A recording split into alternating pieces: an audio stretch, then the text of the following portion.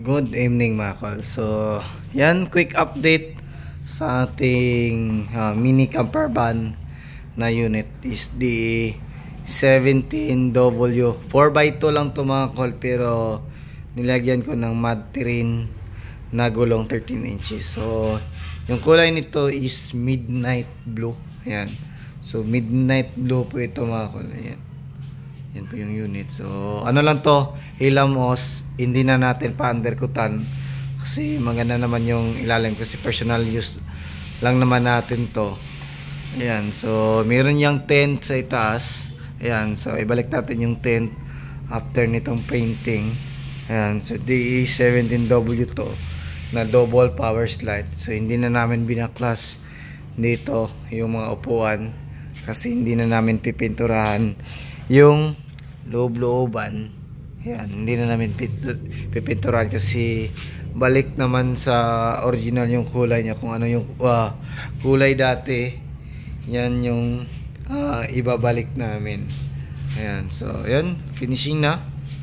Ayan, so DE17W po ito. Ayan, so ito yung partner ng ating DE17B na mini camper van. So mini camper van din to, pero hindi na natin isi-sit up yung interior. Meron lang siyang tent sa itaas. Ayan, so pang ano lang to, hindi pang off-road area. Pero ang bala ko kasi 4x2, siguro lagyan natin to ng winch dito.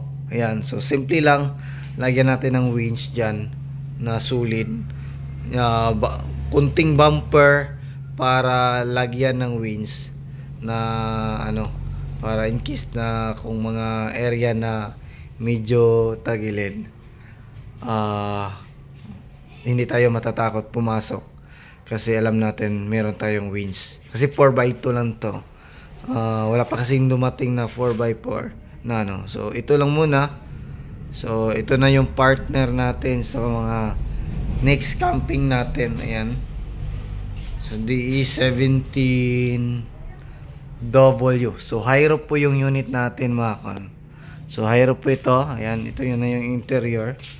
Ayan. So pero baka matanggal tong upuan na to kasi meron tayong DE17W na nabili, then sold out na. Walang upuan sa likuran, medyo wala pang dumating na upuan ng D17W. So ito muna yung gagamitin natin na upuan.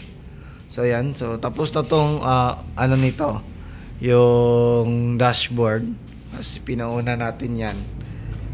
So ngayon, so abangan nyo, ibabiyahin natin to next week sa Luzon. So ibabiyahin natin to Luzon kasi meron tayong re-rescuein dun, Sorsogon.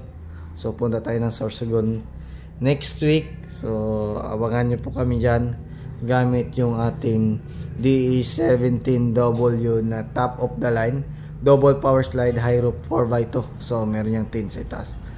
So yan lang siguro yung aming vlog ngayon. So update lang sa ating pangalawang mini camper van. So ito yung project na hindi masyadong, wala masyado tayong gagalawin nito. Ayan, so yung ano lang is tent lang din, ganun lang.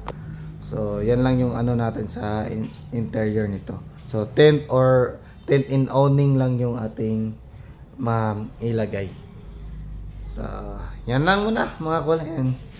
Maraming salamat po sa iyong patuloy na pagsubaybay. Ayan, sa bago lang sa ating channel, don't forget to like, share, and subscribe.